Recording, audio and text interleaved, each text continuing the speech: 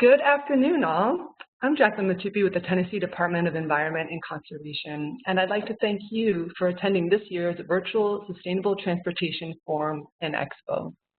As you may know, the forum is collaboratively organized by the Tennessee Department of Environment and Conservation, the Tennessee Department of Transportation, and the Tennessee Clean Fuels Coalition. The forum typically takes place as an annual conference where attendees share and discover projects that can reshape what is possible in transportation and mobility. In 2020, the Sustainable Transportation Forum and Expo is being held as a free online webinar series that promotes research, technology, planning, and policy developments that improve transportation efficiency, reduce vehicle emissions, and address the mobility needs of all. We are so thrilled by this year's virtual turnout, which is a testament of the interest and commitment to these topics in our great state. Today's virtual fireside chat on sustainable transportation excellence in Tennessee is our last entry in the 2020 virtual webinar series. Our moderated discussion between TDEC Commissioner Salyers and TDOT Commissioner Bright will highlight exceptional mobility projects from across the state's diverse geographies and communities, as well as several state-organized resources, programs, and tools that support transportation efficiency, safety, and accessibility for all Tennesseans. Before we get started, I'd like to go over a few WebEx housekeeping items so that you know how to participate in today's webinar. You're all muted upon entry and will remain muted throughout the webinar to reduce background noise and associated audio feedback. We have also deactivated audience cameras to help with webinar bandwidth. To submit a question for Q&A, which will follow today's moderated discussion, you can submit written questions into the chat box to our WebEx host, Mr. Caleb Powell.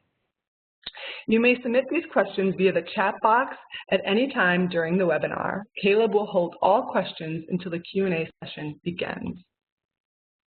We're also pleased to announce that each of these webinars are eligible for 1.5 continuing education credits with American Institute of Certified Planners.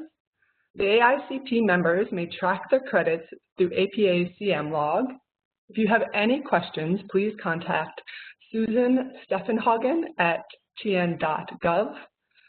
That is SUSANDOTSTEFFENHAGEN@tn.gov.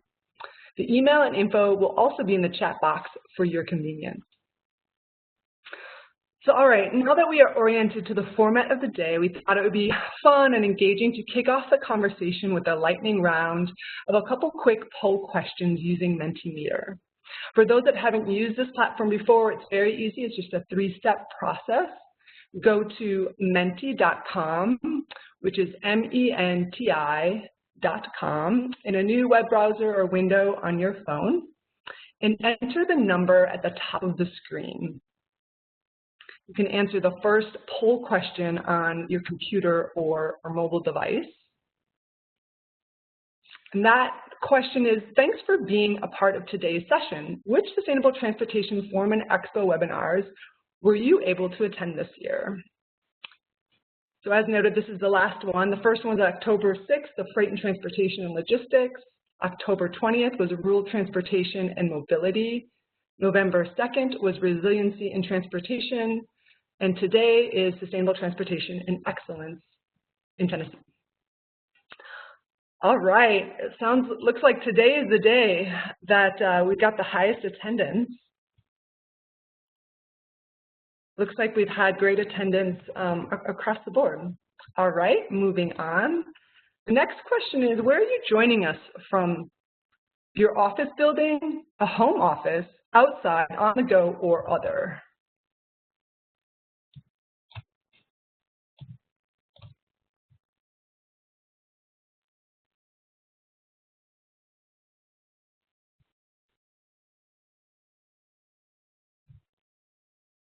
All right. Looks like we haven't gotten any responses yet. That might be a glitch. Okay, here we go.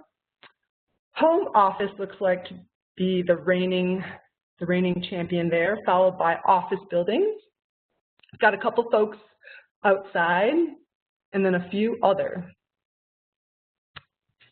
Moving on, what is your background? We've got a lot of state government, nonprofit is 11%. We've got local government coming in around 15%. Some students and professors, terrific. And then also some consultants represented. Terrific. All right, our next question. What are you most interested in hearing about today? You can answer as many that are applicable, that interest you. We've got Drive Electric Tennessee Initiative. What is TDEC and TDOT doing to advance sustainable transportation in Tennessee? How sustainable transportation has changed and evolved in the past decade, and intelligent mobility and alternative fuel adoption in Tennessee. Well, spoiler alert, we're going to be talking about all of this in the next hour or so. Great to see that there's equal interest in all of these categories because we are going to touch on all of them. But I trust that the speakers are taking note. It looks like what TDEC and TDOT is doing to advance sustainable transportation in Tennessee is winning at 39%, second by intelligent mobility and alternative fuel adoption in Tennessee. Great. All right, and last question, looking forward to next year, what mode of transportation would you like to utilize more in 2021? Walking, biking, micromobility, shared mobility, such as shared scooters or rideshare, carpool, or public transportation.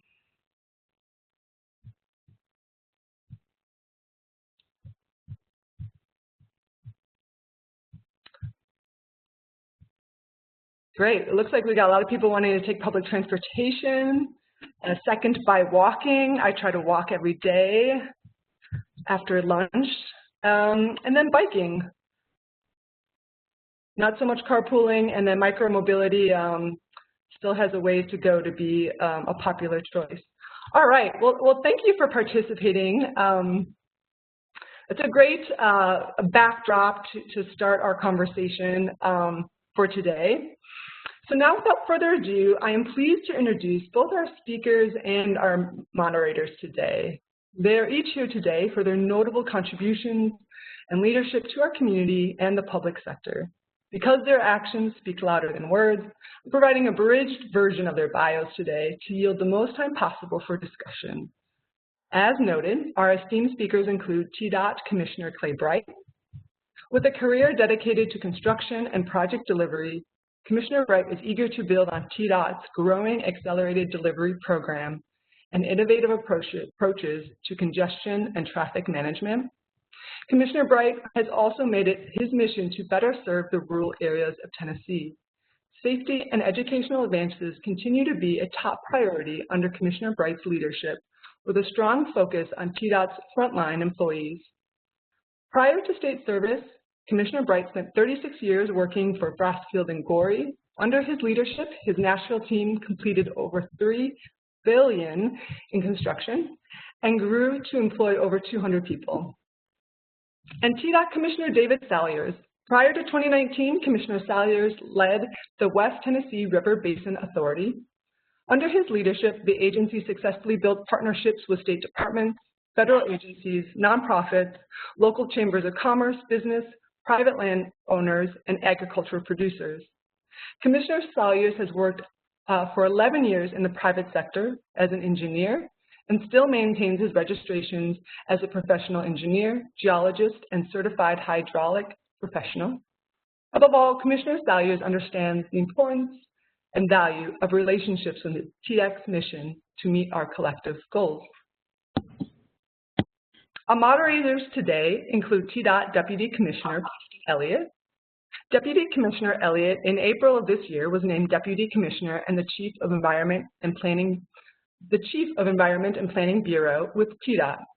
Having worked with TDOT early in his career, Preston has over 25 years of community and transportation planning experience, within Tennessee and the Southeast. Prior to rejoining TDOT, Preston spent 16 years in the private sector, providing professional planning services to communities large and small. In addition to his DOT and private consulting experience, Preston also has worked with 3 metropolitan planning organizations and as a community volunteer, served 12 years on a local transit authority board. And lastly, TDOT Deputy Commissioner Greg Young. Prior to joining TDOT in 2019,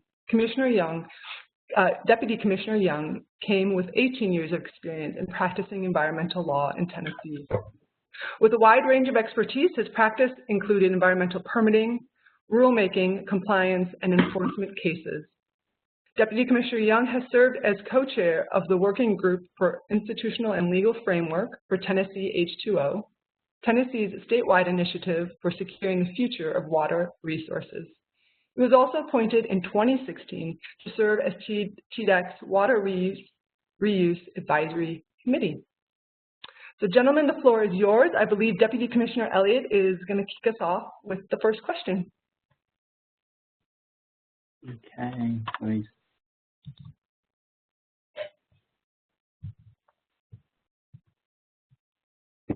Let's try it again. Sorry about that. Jacqueline, thank you very much. That was a great introduction.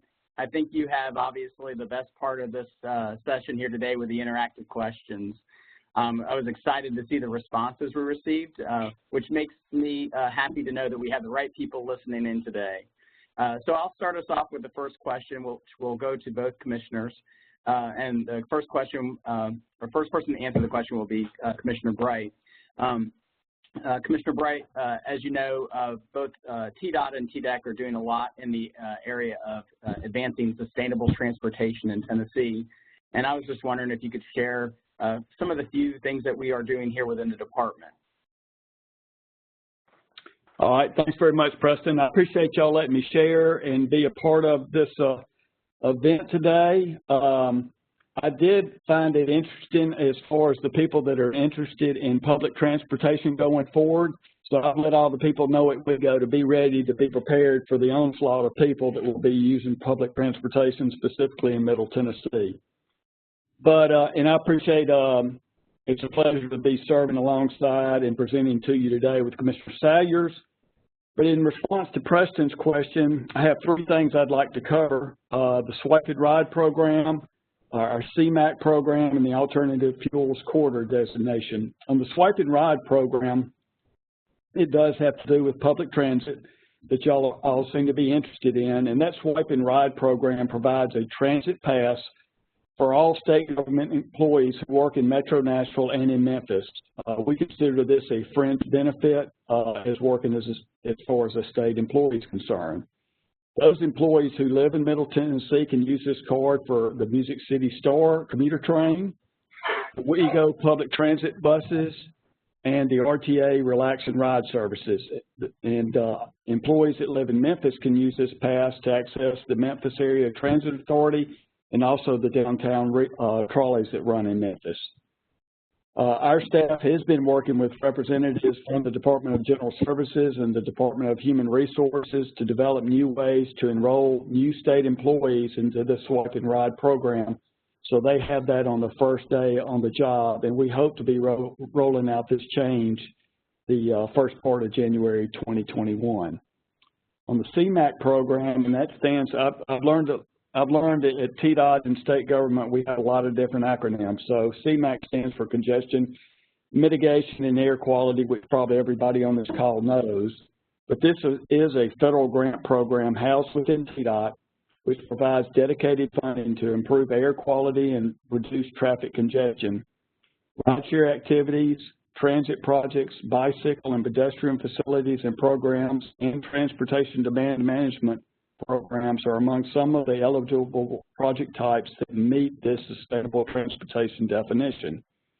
Also, we receive approximately $35 million in federal funding each year, with a portion of that funding set aside for certain geographic boundaries, which evidently have a lot to do with CMAQ programs receiving the mark. But these boundaries in certain geographical boundaries are there to reduce fine particles less than 2.5 microns in diameter, also known as PM 2.5, which is new to me. Several of these projects have been recognized in recent years as Tennessee Sustainable Transportation Award winners.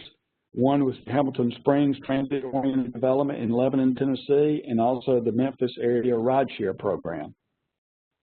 The third thing that I wanted to touch on was the Alternative Fuels Corridor designation. And this has been development and designation of alternative fuel corridors that we have been working on. Today, FHWA, which is the Federal Highway Administration, has designated approximately 119 interstate segments and 100 U.S. highway and state roads as alternative fuel corridors. These routes serve as the basis for a national network spanning across 49 states and over 145,000 miles that enable intercity, regional, and national travel with lower emission alternative fuels. This year, we are working closely with TDEC and other state partners to nominate and designate I-85 and I-26 as alternate fuel corridors for both electric vehicle charging and compressed natural gas refueling. So as a result of our efforts, every mile of Tennessee's major interstate roadways are now either designated as corridor ready or corridor pending for either electric, natural gas, or propane refueling. Future opportunities for us out there as far as alternative fuel corridor network expansion in Tennessee include the installation of corridor identification signage, development of infrastructure across corridor gaps to flip the corridor pending interstate segments to corridor ready status, as well as an evaluation of additional alternative fuels such as propane. This time, Commissioner Salyers, I'll turn it over to you, sir. All right. Well, Commissioner Bright, great to see you today and to be with you. So we're having our budget meetings yesterday, and Commissioner Bright and TDOT come out of the budget hearing room, and I can't remember exactly how you said it, Commissioner, but you had us a little nervous. You said, "Woo, they sure are cranky." So, but anyway, no, it's great to serve alongside my friend Clay in the governor's cabinet. But of course, you know, our department does exist to enhance quality of life for the citizens of Tennessee and to be trustees of our natural environment. And we are the chief environmental and natural resource regulatory agency in Tennessee. And of the many environmental preservation and protection efforts carried out by our department, Tennesseans rely on the department to ensure clean air across the state. And part of that responsibility includes an effective, reliable ambient air monitoring program. And our Division of Air Pollution Control operates and maintains 23 monitoring sites across the state. And I have been fortunate enough to visit a couple of those. But ambient air modeling is an integral part of an effective air quality management system. And we have delegated responsibility from the U.S. EPA to regulate sources of air pollution, including those associated with the state's transportation network. You know, it's an interesting fact, and you know, did you know that the transportation sector is the largest energy consuming end-use sector in Tennessee, representing almost 29% of Tennessee's total energy consumption in the year 2018. The transportation sector is also the largest emitter of NOx in Tennessee, or nitrogen oxides, with on-road transportation accounting for, sorry, Jacqueline, my screen has gone blank. Oh, there it is. You know, basically, emitter of nitrogen oxides in Tennessee with on-road transportation accounting for more than half of all NOx emissions across the state. And exposure to NOx has been associated with a variety of health effects, including respiratory symptoms and respiratory-related emergency room visits and hospital admissions, in particular for children and older adults. And finally, the transportation sector is the largest emitter of CO2 in the state, accounting for more than 40 million metric tons of carbon dioxide emissions from fossil fuel consumption in the year 2017. To help combat emissions from Tennessee's transportation systems, we administer several funding programs that support the adoption of newer, cleaner vehicle technologies, including projects for the adoption of alternative fuels. For example, U.S. EPA's Diesel Emission Reduction Act, or DARA, the DARA program allocates funding to each state to implement projects aimed at reducing emissions from older diesel engines.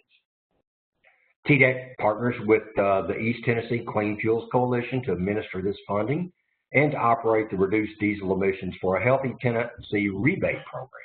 And this program is currently accepting applications for the upcoming program year through December 11, with a total of $305,000 available in project funding. And while the program can support a variety of diesel emission reduction projects, prioritization for project selection in 2021 is going to include a new alternative fuel vehicles over new diesel fuel vehicles and funding of new school buses over projects of other vehicle types. The program has provided 21 funding awards to eligible projects since 2015, and you can learn more. And I will allow Jacqueline, if okay, to put up the link to that. Next, TDEC has designed and administered several funding programs under the VW Diesel Settlement Environmental Mitigation Trust.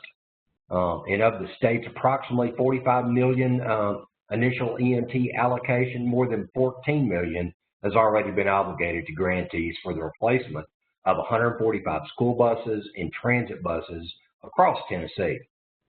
A program soliciting projects for the repower or replacement of medium and large trucks recently closed, and awards are expected to be announced in the first quarter of next year.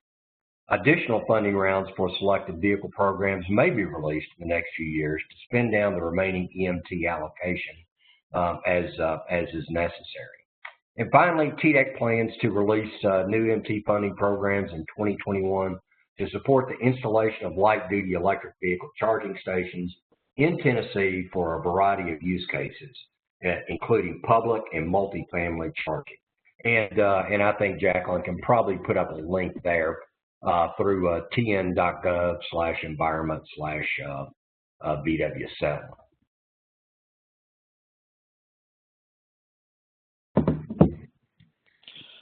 Well, while Jacqueline's working on that, I'll introduce myself and kind of key off the next round of questions. As Jacqueline said, my name's Greg Young. Can y'all hear me okay? Or am I talking to myself? Okay, good. And I appreciate everything that Commissioner Bright and Commissioner Salyers have said about what we're doing. But I think I'd like to take a step back here and understand a little bit about how the approach has changed over the years. If y'all don't mind explaining how each TDOT and TDEC approach to sustainable transportation has changed and evolved over, let's say, the last 10 years or so. Commissioner Salyers, if you want to kick this one off, have at it. Okay. Yeah. Thanks, Greg. You know, as I noted in my response to the first question, Tennessee's transportation sector accounts for the majority of the state's energy consumption and overall emissions footprint. And we do expect this trend to continue in correlation with the state's projected growth in both population and employment. Such, we've increasingly prioritized improving transportation efficiency across the state. Now, on the one hand, newer vehicles have improved emission controls and fuel efficiency ratings, which makes for significant progress in reducing per vehicle emission in impacts for year over year. However, you know, if we look at the continued increase in transportation-related emissions that stem from overall increases in vehicle miles traveled, occasionally spurred by lower gasoline prices. And the big driver, population growth. Unless we dramatically reduce the amount of pollution that vehicles emit in actual use or drastically cut back on the amount that we drive, we may have difficulty keeping our air clean and smog-free. So we have created new and expanded existing sustainable transportation outreach programs within the last few years to address these concerns. Since 2017, TDEC's Office of Energy Programs has served as the coordinator for one of two U.S. Department of Energy designated Clean Cities coalitions in Tennessee. And for us, that's the Middle and West Tennessee Clean Fuels Coalition.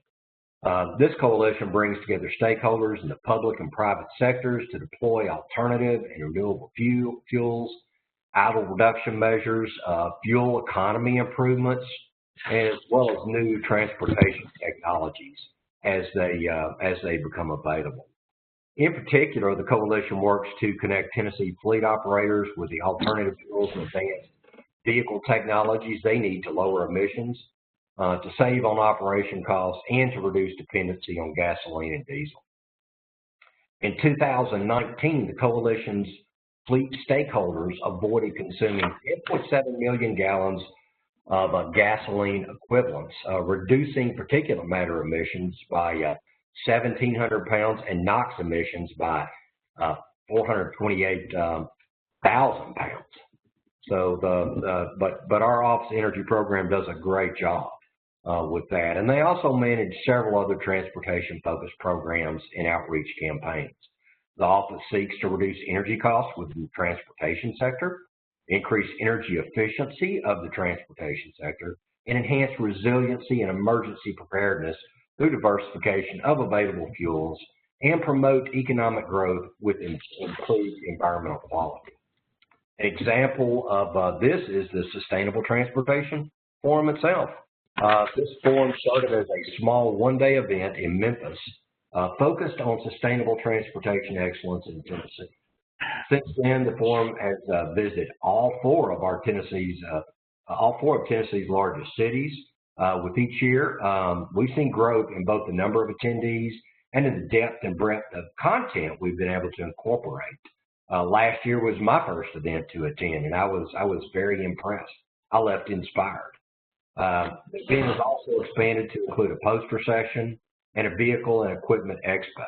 And as I noted, last year's forum was awesome and really eye-opening and inspiring to me. And I certainly look forward to competing again in person next year.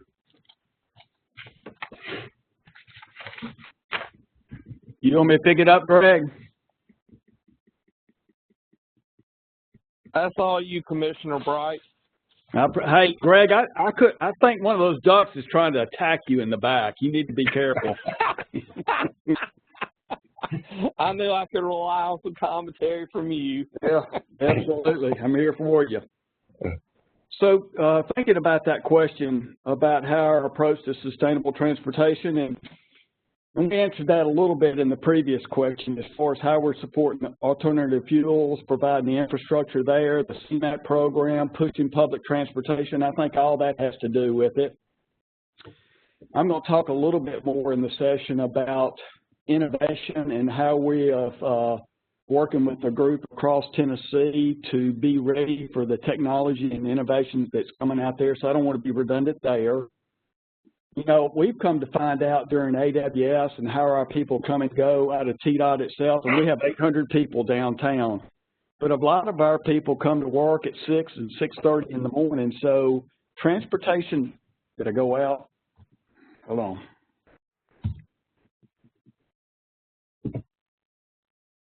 Transportation. I think you're good. Okay. Transportation demand management is pretty important to state government downtown, with larger organizations like Bridgestone, trying to get people to come to work and leave work at different times just to take some of the load off our streets. Really just helps with congestion and people sitting in traffic not going anywhere. But some other things I want to hit on that we're trying to change our own mindset within TDOT and within state government is the commute challenge that we have each year. I think in 2019, we were one of 33 companies that participated in this Nashville Connectors Commuter Challenge event Now, I think there were about 923 participants and 5,270 trips recorded during that week. And participating in this community challenge each year, and with the Swipe and Ride card and that program, it's been a little bit of a competition between us and TDEC during this week. I encouraged all of my immediate staff and the people in headquarters to use the Swipe and Ride pass throughout that week. And although we did not beat TDEC in this last challenge, TDOT was recognized by former Mayor David Briley for the most increased participation. So we got the most improved participation that week, but we're still pursuing TDEC and hope to beat them sooner rather than later. But with these 95 participants, TDOT more than tripled our participation numbers compared to the 2018 challenge. The Long Range Planning Division hosted a vendor fair at headquarters in an effort to promote the annual challenge event to our employees and just to stir up interest. In the future, we do hope to increase that participation and hope to beat TDEC at some point in the future. There's also another program that maybe doesn't entirely lend itself to sustainable transportation, but we have a program. We spend about $15 million each year just cleaning up the litter off the roads and bridges. And a lot of that litter gets into the waterways, it clogs up drainage ditches and whatnot and outlets, and water is asphalt's worst friend. But anyway, we adopted a highway program back in '89 called the Adopt a Highway Program. And since then, our volunteers have collected more than 12 million pounds of litter from Tennessee roadways. And these valuable contributions are helping produce these cleaner roadsides and reduce the maintenance costs that we have to do, i.e. cleaning out culverts and whatnot, and really just boost the awareness and the litter prevention across the volunteer states. And really for outside traffic, outside tourists, we want them to come to the state. We're proud of our state. We want our roadways clean, and we want to show that just like you would if you were inviting someone to your house. So those are two programs that we have currently going on here at TDOT.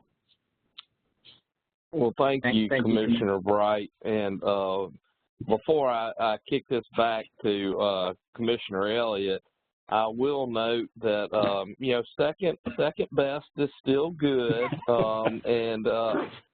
I will also throw some kudos TDOT's way. I cannot remember the event. I think it was a transportation related walking event where you guys had a massive team come out to a greenway, and I'm pretty sure y'all won first prize of that. And I know I certainly could not keep up with your own, Commissioner Bright, your own time there as you were running, and I think Salyers even beat me. So anyway, with that being said, I will turn it over to Commissioner Elliott.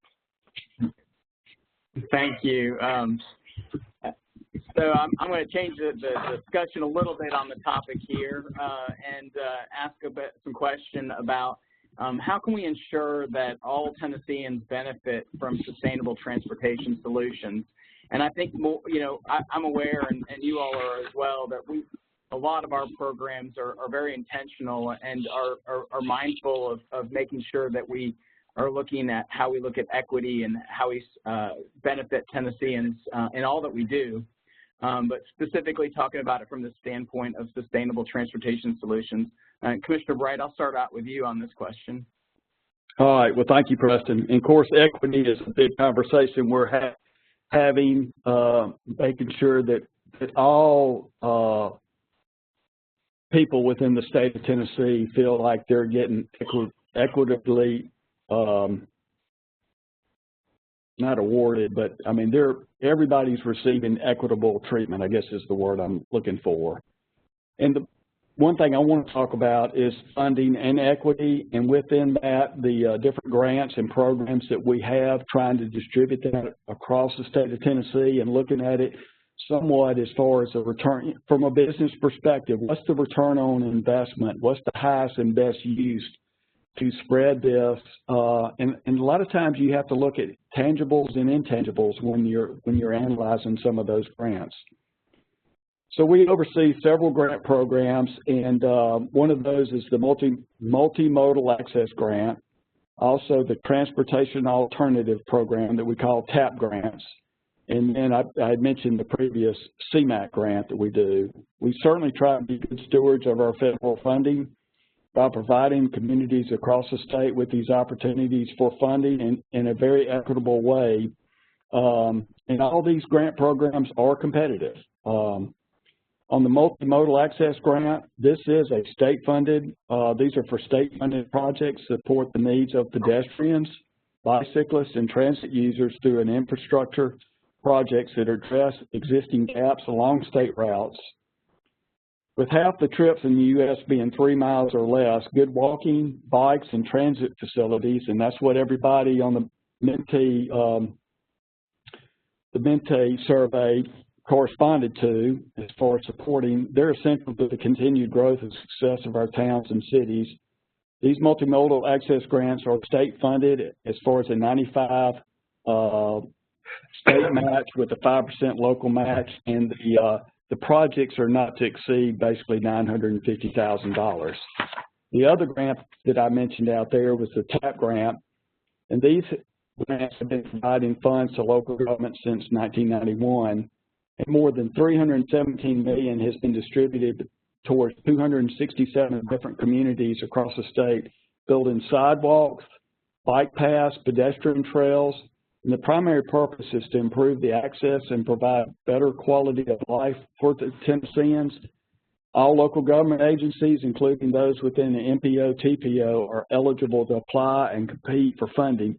And I'll also say, from my perspective, that these grants going to a lot of these small towns have really been able to help them, not from an access point, but really help their economy grow and to maybe catalyst or kickstart what they've got going on in that town and attract people from outside to these local communities. So I think it's been a help on a lot of different fronts. Commissioner Salyers? Well, Commissioner Bright, I can't get into this question without talking about the competitive nature of these two commissioners that are answering the questions today. And yes, I'm thrilled that we won in the most recent unofficial competition. And I do want to go back to the urban 5K stormwater runoff where TDOT smoked TDEC at Shelby Bottoms, May 2019. And Commissioner Bright is a good long distance runner, and he beat my time. He cut my time in half. As a matter of fact, I told my son-in-law that what my time was in the 5K, and he misunderstood me.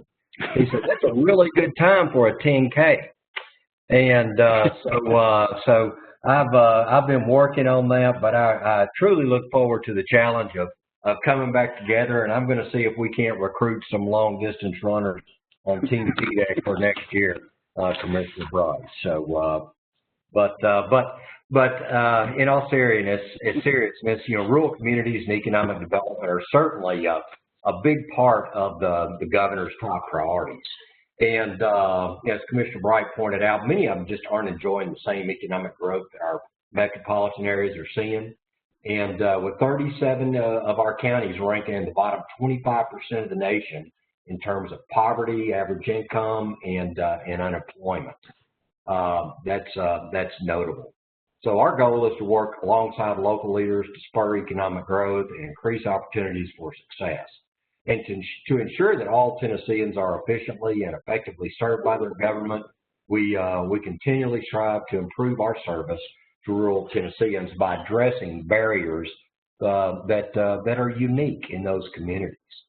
We also look at other metrics in determining where grant funding should be spent and prioritized. An example of this is the disproportionate burden index that we created for our Volkswagen diesel settlement funding. And with this index, the combined environmental, economic, and demographic data sets in a geospatial format can be used to determine geographic units in Tennessee that have the highest air quality burden. And within our Office of Energy Programs, they do spend a lot of time educating fleets and residents of Tennessee about affordable domestic transportation fuels that can reduce transportation costs and improve efficiency of the transportation sector as a whole. We are committed to providing a cleaner, safer environment and are supportive of efforts and technologies that can reduce emissions and improve air quality for everyone.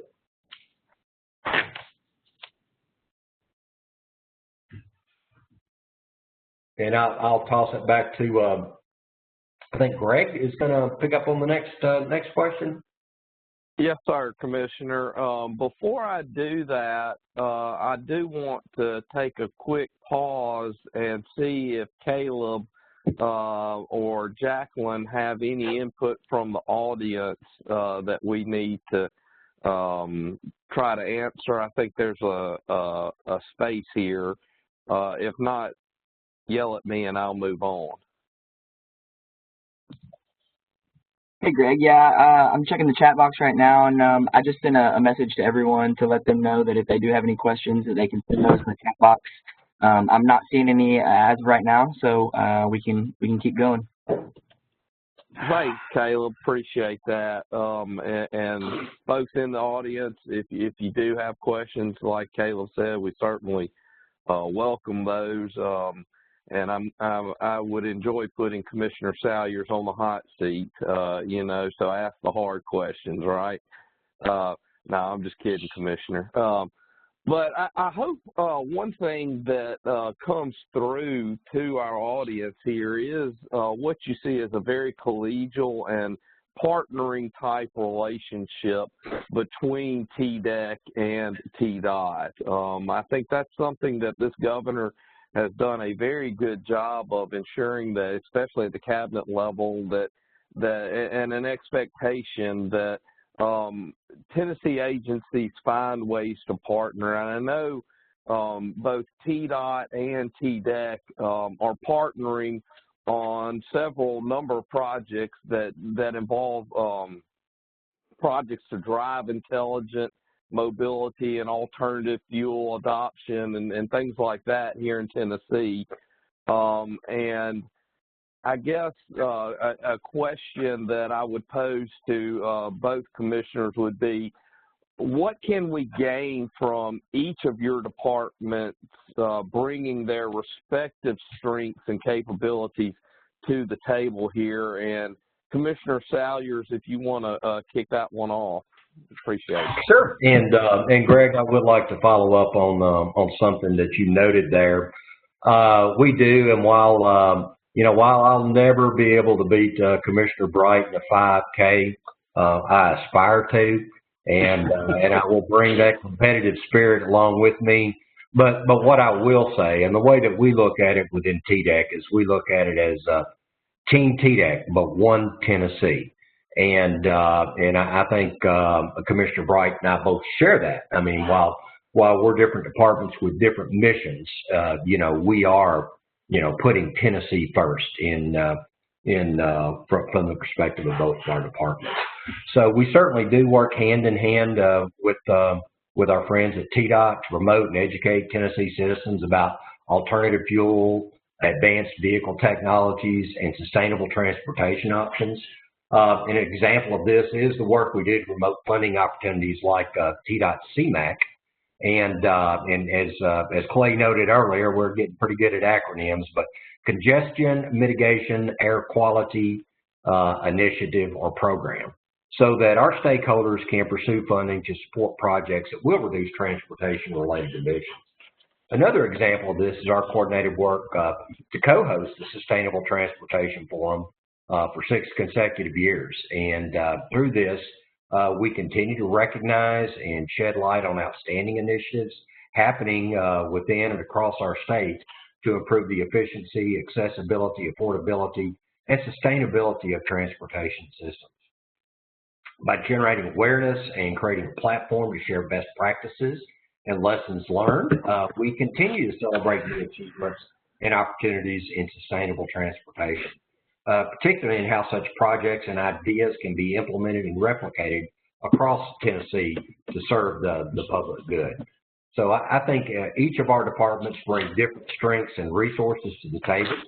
But by working collectively to educate citizens on the aspects of energy use and transportation, we can do a better job of reducing energy costs within the transportation sector, increasing energy efficiency of that sector, and enhancing resiliency and emergency preparedness through diversification of available fuels and promoting economic growth with improved environmental quality, which I believe both are possible. And I'll toss that back to Commissioner Bright. Thank you, Commissioner Salyers. One thing I know in business in the private sector, if you want to be successful, surround yourself with successful people, get the right people at the table, and then usually get out of their way. And that's a little bit of what I want to talk about as far as our 10 Smart board, our 10 Smart consortium that we, along with TDEC, have been a part of the past couple of years. And this 10 Smart group, it brings leaders from both the public and the private sectors together to accelerate the development and deployment of new intelligent mobility innovations in Tennessee. And as everybody knows, we're in an increasingly connected world, and opportunities abound to leverage these new technologies to save time, cost, and energy in really moving, the efficient movement of people and freight.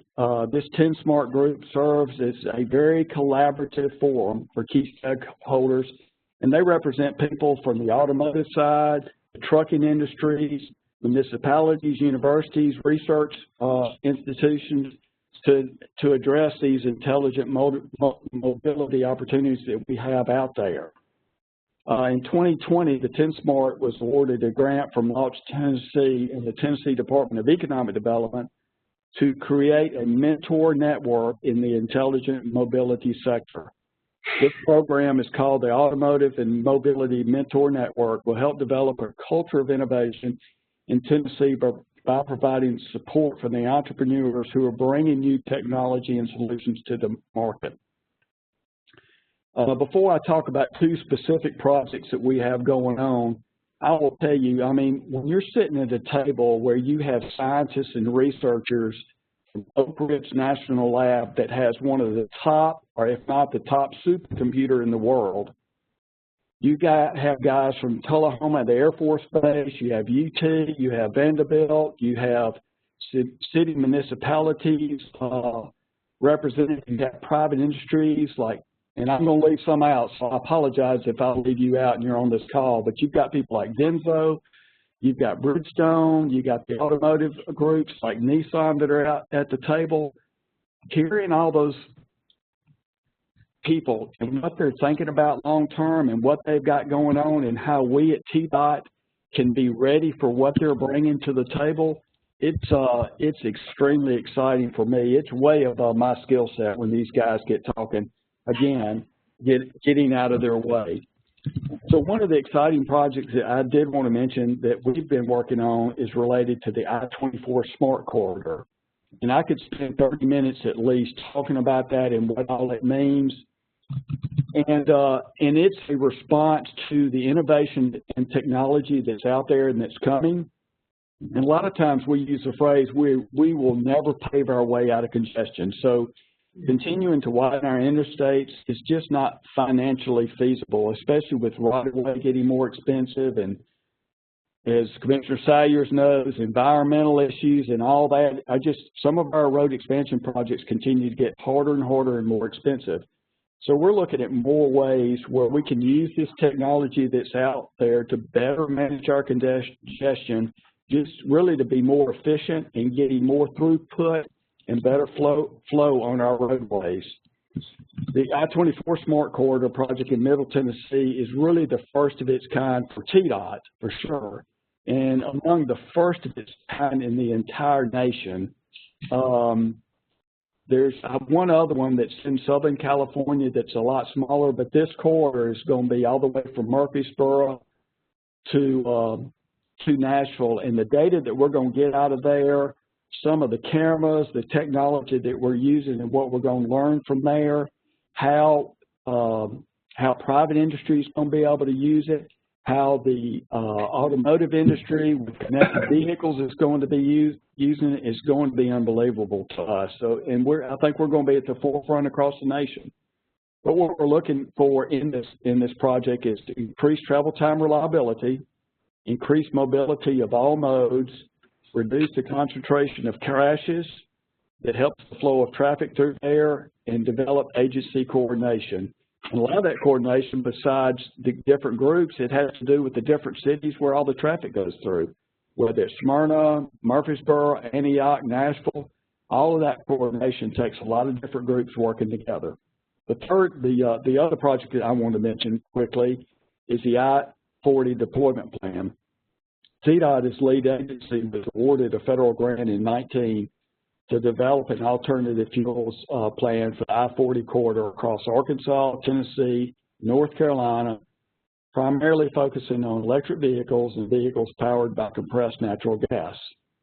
The intent is to identify alternative fueling and recharging infrastructure gaps along I-40, propose strategies to form a regional partnerships and attract site hosts in order to try and fill these gaps. Our long-range planning division has led this planning effort in collaboration with North Carolina and Arkansas DOTs, TDEC, TVA, and Clean Fuels Coalition for all three states. And our plan is scheduled to be completed by the end of this year in 2020. So Preston, I think I'll turn it back over to you at this time. Yeah.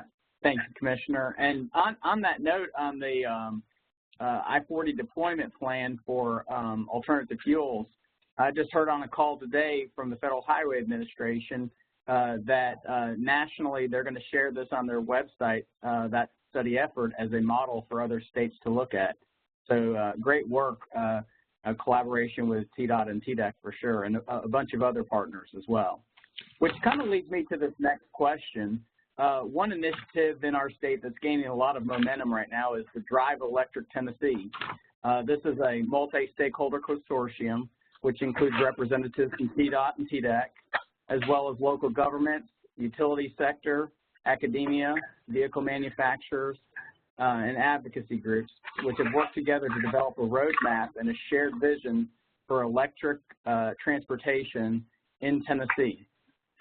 So the Drive Electric Tennessee established a goal adopted for the state to basically take in 2019 we had about 9,500 electric vehicles, and they established a goal to, by 2028, to have over 200,000 vehicles in our state that are electric.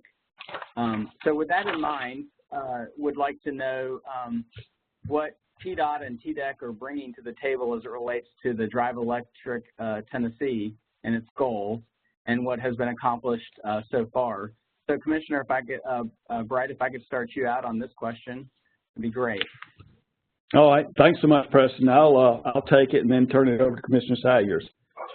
So, in January of 19, Drive Electric Tennessee released the first edition of its electric vehicle roadmap, which identifies projects and initiatives for local stakeholders for their implementation that will increase electric vehicle adoption across multiple Tennessee use cases and sectors.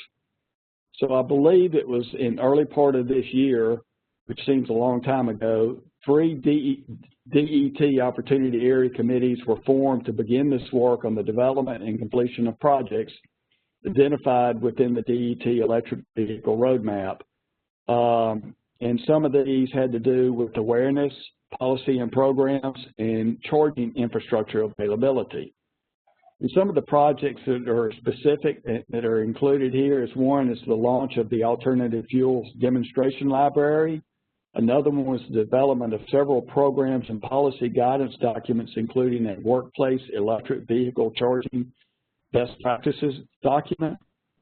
Also, launch of the DET website and associated resources, including email list and newsfeed subscriptions, a creation of electric vehicle charging station signage recommendations, and then the development of educator training programs, which included electric vehicle ride and drive training, where DET would instruct EV chapter members and other interested parties on how to organize and execute electric vehicle ride and drives across the state, and also for electric vehicle dealership education, where DET would provide the brand neutral electric vehicle education and resources to auto dealers to promote their electric vehicle sales. Commissioner Salyers? Yeah.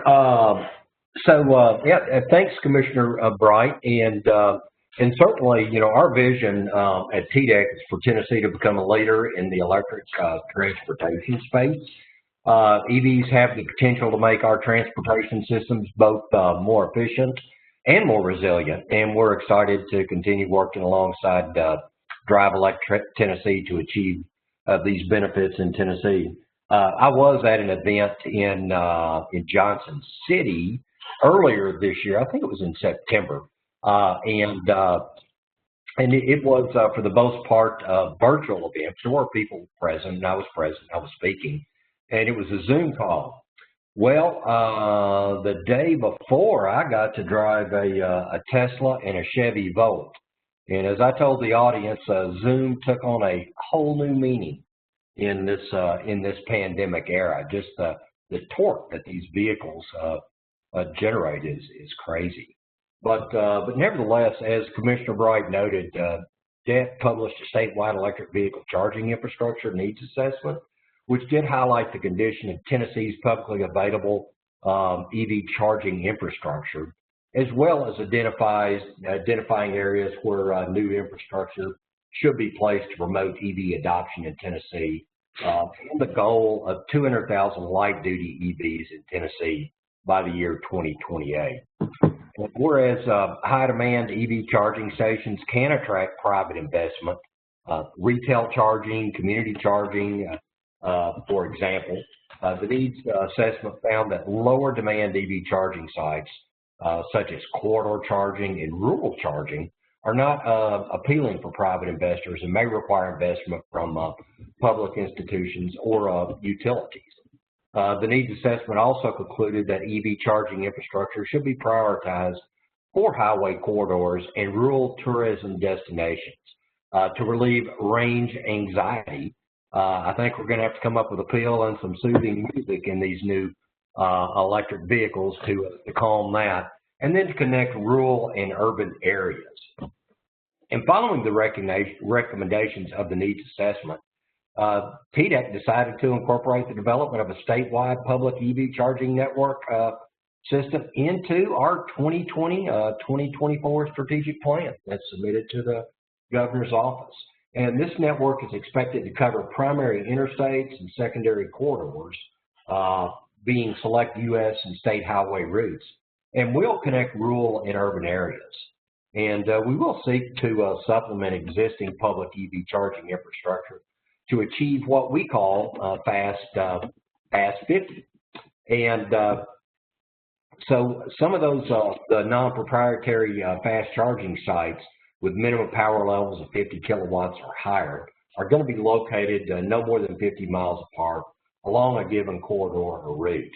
And to do this, our Office of Energy Programs is working to secure multiple funding sources that can be leveraged to support the development of the network, and is collaborating with several state agencies and other DET stakeholders to evaluate funding opportunities and ownership models. This vision for a statewide public EV charging network aims to expand accessibility of critical EV charging for all Tennesseans and regional travelers. And that's from the high-density markets in urban areas to underserved markets in rural or economically distressed areas. And lastly, to connect new audiences to Tennessee's natural, cultural, and scenic areas, we aim to strategically place EV chargers in and around Tennessee state parks and other tourist destinations. And in doing that, we're going to create pathways for sustainable tourism across the state. And Elliott, I will toss that back to you at this point, not knowing where we are in the agenda. Okay.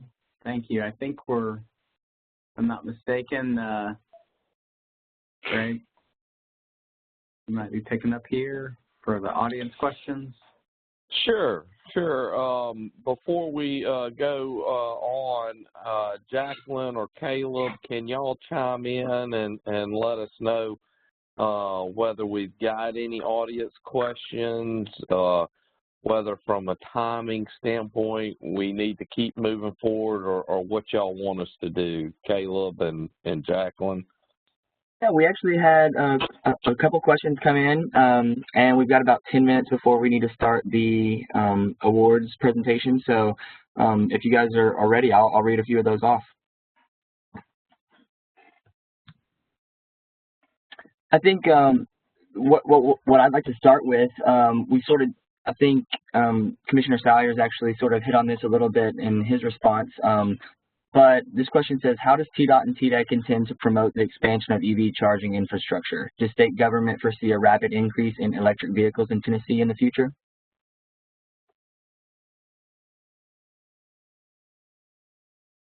I'll give it an attempt, and I do think this is going to be as noted in my last comment, it's a very, very collaborative effort, because there are, while TVA is heavily engaged and supportive of this, TDOT and TDEC, we need our local utility companies to step up and play a key part. As a part of DET's plan, they have, it's 200,000 vehicles by 2028 are to be light-duty electric vehicles.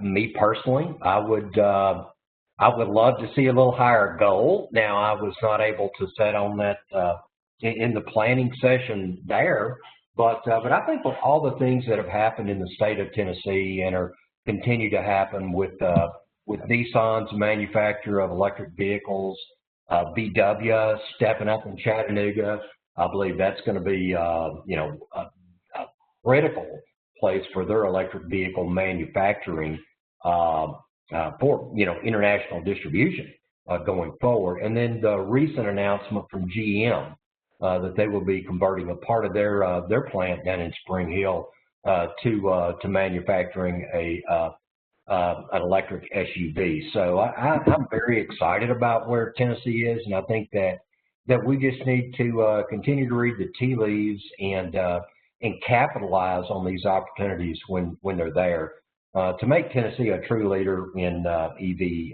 adoption.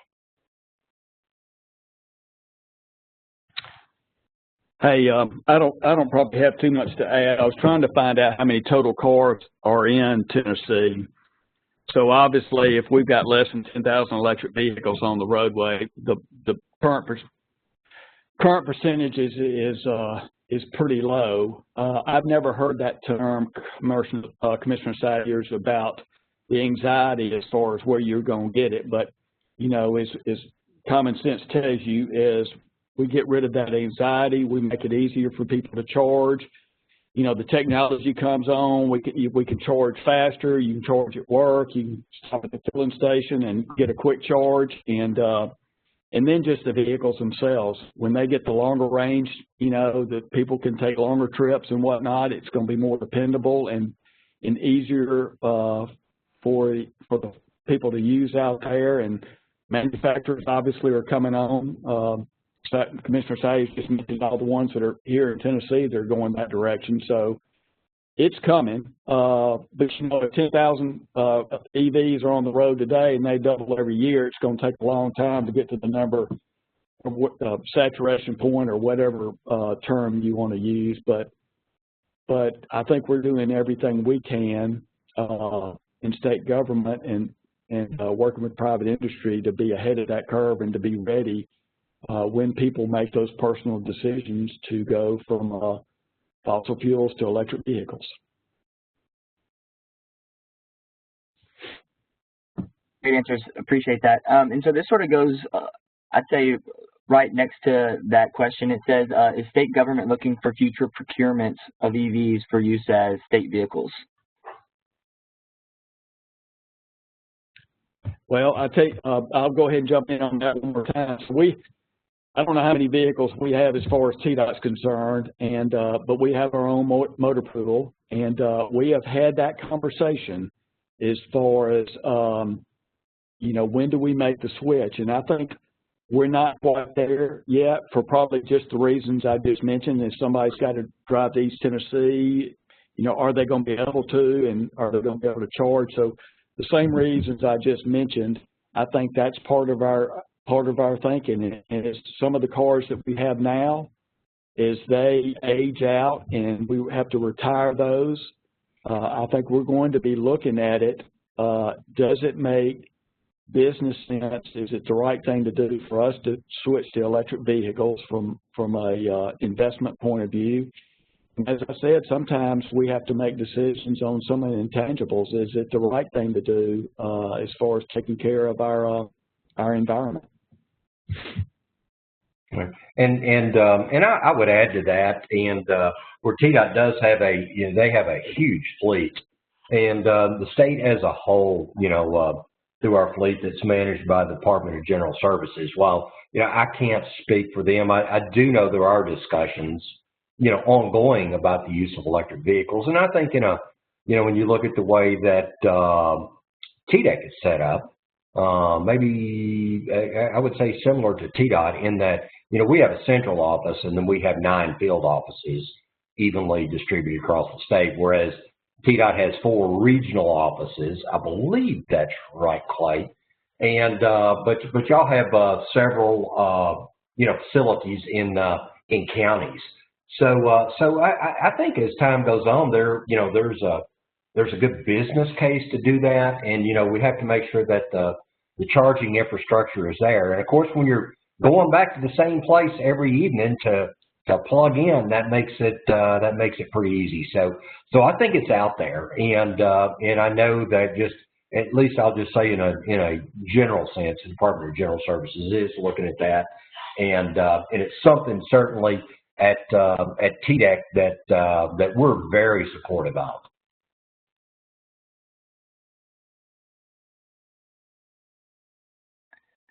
Awesome. And so this is more of opinionated question, but it says, what do you see as the most exciting sustainable transportation projects and technologies on the horizon?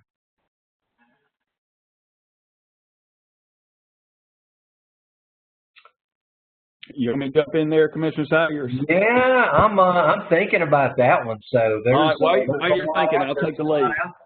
So I think I've already mentioned mine on the I-24 Smart Corridor.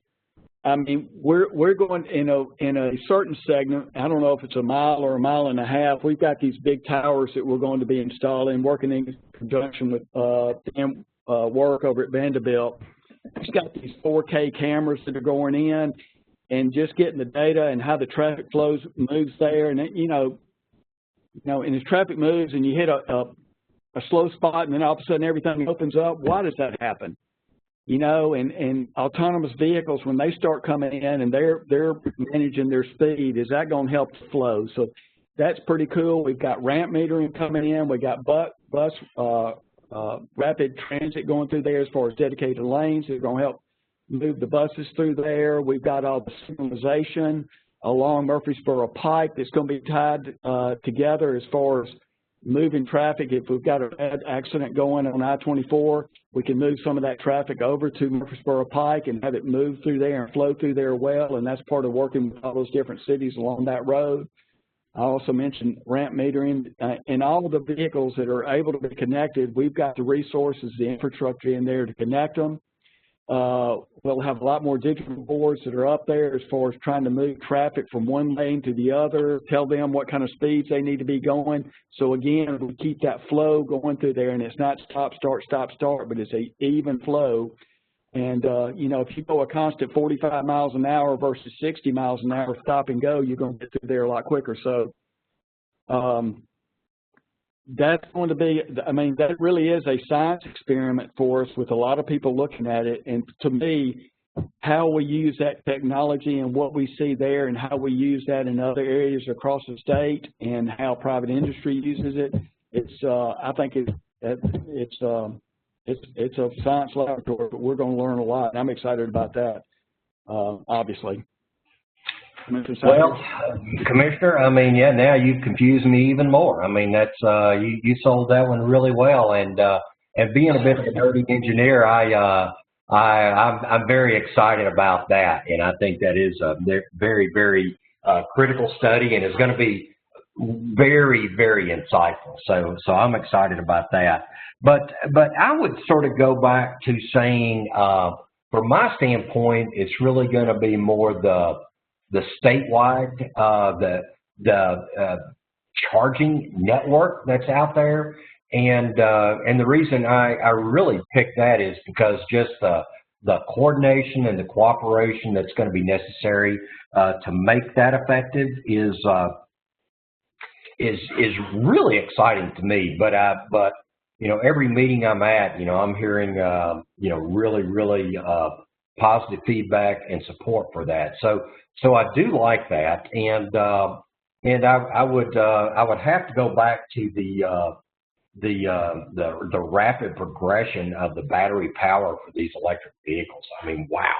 You know, they've gone from, you know, 150 miles capability to now where you had several of them over 400 miles range. So to me, the technology surrounding that is very, very exciting.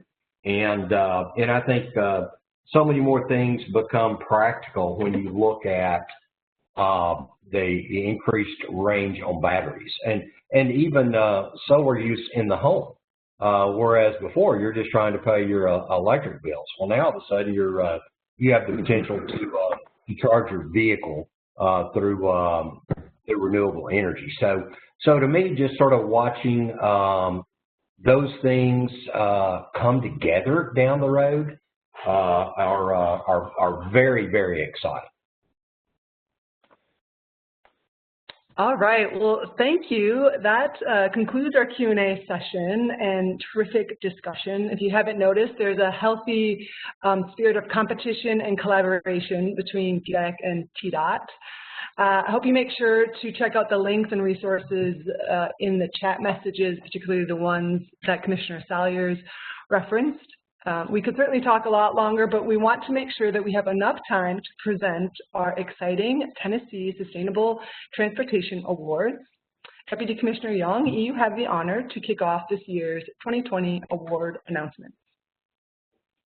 Absolutely. I feel like I get to do the drum roll part of the presentation, try to build the excitement. So here we go. Awarded each year by Tennessee Departments of Environment and Conservation and Transportation, the Tennessee Sustainable Transportation Awards recognize outstanding initiatives to improve the efficiency, accessibility, affordability, and sustainability of transportation systems in the state, consistent with ongoing efforts to improve the health and well-being of Tennesseans, provide for a strong economy, and protect and enhance our state's natural resources. Since 2015, TDEC and TDOT have given out 48 of these awards to deserving sustainable transportation projects in Tennessee. Projects have focused on promotion of alternative fuels, multimodal transport innovation, promotion and design for pedestrian and bike traffic, enhanced vehicle and traffic efficiency, and more, resulting in real sustainability and mobility improvements for all Tennesseans. How about that for a drum roll? You did awesome there. Well, let me take the criteria that we will be judging these awesome projects on. So the Tennessee Sustainable Transportation judges considered the following criteria in selecting this year's award winners. Categories of criteria included innovation, best practices and replicability, changes in transportation behavior, improvements to public health, resilience, and safety, and then also equity and access. So with those criteria in mind, TDOT and TDEC are honored to announce the award winners for the 2020 Tennessee Sustainable Transportation Awards.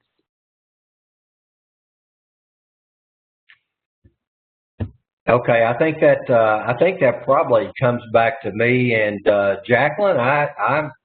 I'm beginning to believe they're up for the MC position next year. So you better sharpen up here a little down the stretch.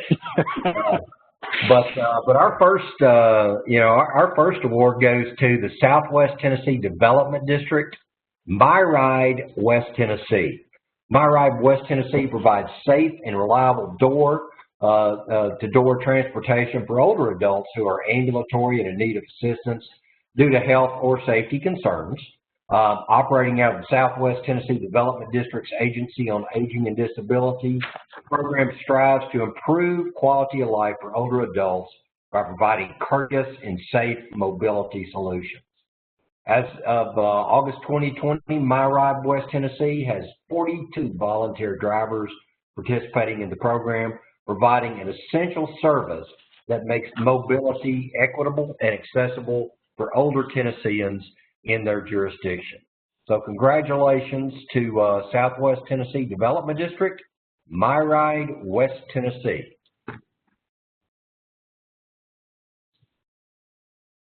All right, Commissioner Salyers, you may take the next one? I think, yes, yeah. All right, I'll take the next one. So the next one, the award is going to the Chattanooga Area Regional Transportation Authority, the Wayside Inductive Power Transfer System for electric buses. The Chattanooga Area Regional Transportation Authority, CARTA, has expanded its already innovative electric fleet through the installation of a wireless transit bus charging system. Think about that, wireless transit bus charging system. Okay. The system situated in CARTA's downtown Chattanooga Shuttle Park South facility can safely and wirelessly charge electric transit buses within minutes. It's strategically located to allow for on-route fast charging for CARTA's fast, fixed-route electric vehicles, meaning that said electric buses can now operate within an expanding territory of CARTA's transit jurisdiction. That just goes to advanced technology and where it's taken us. So kudos and congratulations to the Chattanooga Area Regional Transportation Authority. I'll hand it back over to you, Commissioner Salyers. All right. Well, our next award, Knoxville Utilities Board, Electric Vehicle Level 2 Charger Rebate Program. Last year, KUB's Utility Transformation Team began exploring ways to incentivize electric vehicle adoption within their service area, deciding that a charging station rebate program will best serve their customers in terms of accessibility and need.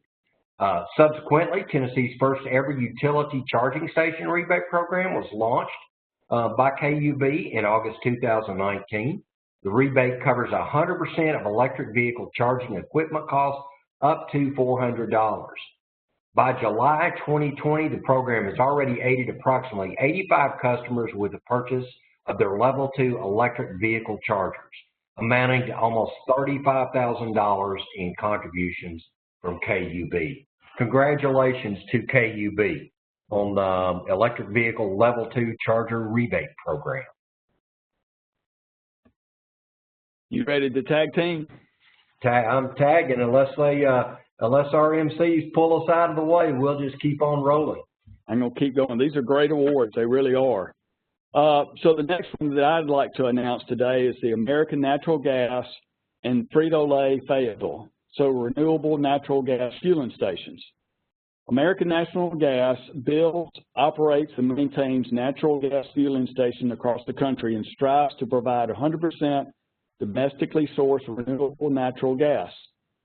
So now Frito-Lay has partnered with A&G on several renewable compressed natural gas CNG fueling stations, including the construction and operation of a fueling station at Frito-Lay's production facility in Fayetteville, Tennessee.